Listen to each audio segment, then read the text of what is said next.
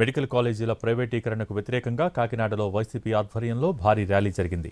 కోటి సంతకాల సేకరణలో భాగంగా ఈ కార్యక్రమాన్ని నిర్వహించారు.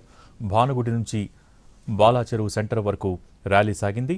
ఈ కార్యక్రమంలో 7 నియోజకవర్గాల కోఆర్డినేటర్స్ పాల్గొన్నారు. తర్వాత సంతకాల ప్రతులను తాడేపల్లికి తరలించారు నేతలు.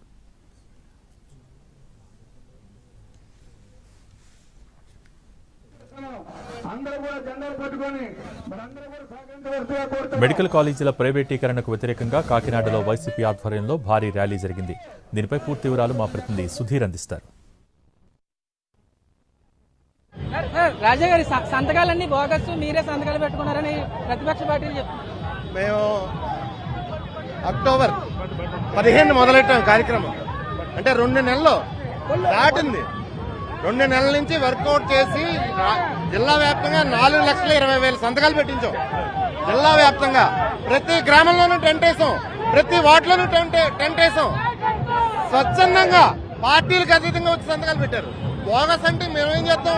ప్రజాభిప్రాయం అంతా బోగసే ఈ రాష్ట్రంలో. మొన్న ఈనాడు పేపర్లో వేశాడు. ప్రజలందరూ కోరుకుంటున్నారట ప్రైవేటైజేషన్ మీద. ప్రజలందరూ కోరుకుంటున్నారట. అంటే ఎగ్జాంపుల్ జగన్ గారు కొన్ని పోర్టులు పెట్టారు, పోర్ట్స్. ఆ పోర్టు దగ్గర ల్యాండ్ వాల్యూ పెరిగితే రైతుల దగ్గర ఓట్లు లాక్కుని అమ్ముకోవడం చూసుకుంటున్నాడు పీపీపీ మోడ్ లో. ఈ రాష్ట్రాన్ని అమ్మేద్దామని చూస్తున్నాడు చంద్రబాబు నాయుడు గారు.